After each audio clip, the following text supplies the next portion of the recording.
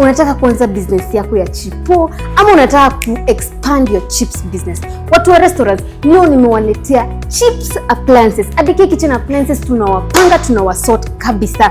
Kwanza hapa nimekuletea a 2-in-1 machine. Hii hapa inakuchongea viazi, alafu inakuslicea. Ukitoa hapo, unaenda tu kuweka tu kwa mafuta na chips yako inaiva.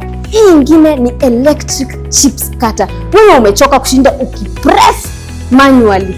Technology is at your comfort. Kujeni mbebe hizi mali. Na ukiangalia kuna ya kubwa na kuna ya ndogo. So yenye tu itafikia mfuko wako ama your production ni venye tu utaona. Ndio hizi fryers. Fryers ndio hizi imported. Hapa kila kitu yenye naonyesha ni imported.